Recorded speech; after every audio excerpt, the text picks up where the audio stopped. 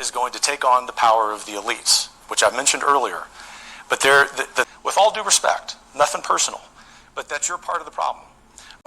Paul Dans is director of the 2025 Presidential Transition Project at the Heritage Foundation, organizing policy and personnel recommendations and training for appointees in the next presidential administration.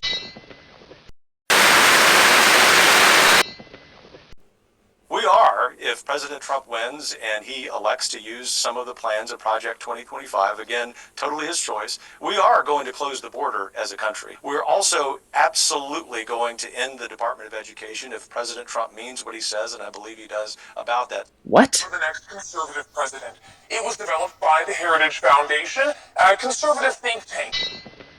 For Trump to consider, though we should point out Trump has stated publicly he is not directly connected to this plan. There's also a training program for prospective political appointees called the Presidential Administration Academy. It's free and most classes are between 30 and 90 minutes, aiming to educate people on how to be government employees. So, what? Stephen Groves is the Margaret Thatcher Fellow in the Margaret Thatcher Center for Freedom at the Heritage Foundation. Recommendation reads like a conservative wish list. They address immigration, including a border wall. While they don't ban abortion, they do call for taking mifepristone, the so-called abortion pill, off the market, among other abortion-limiting measures. The policy also calls for stronger military, removing diversity initiatives from the Pentagon, and reinstating service members who were kicked out for not getting the COVID vaccine.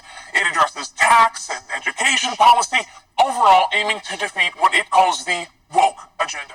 Restoring the Family is the centerpiece of American life. Mandate for dismantling the administrative state. Promise, defending the nation's sovereignty. What?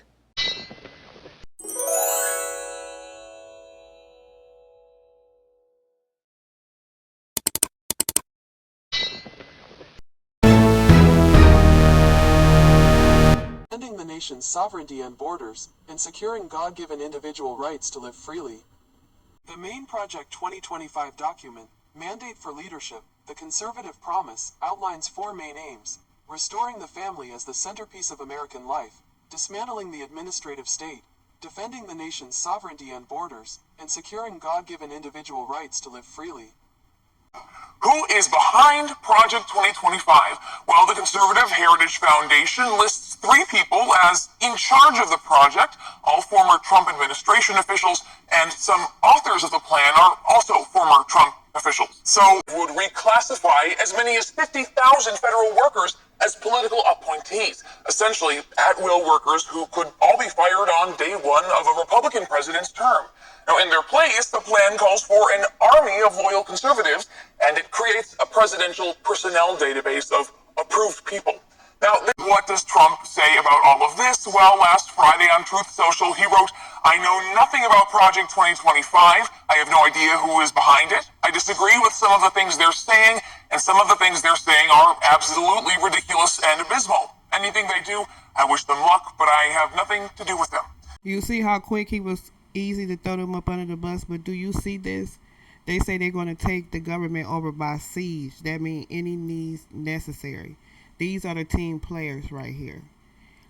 This is going to be bad for America, seriously.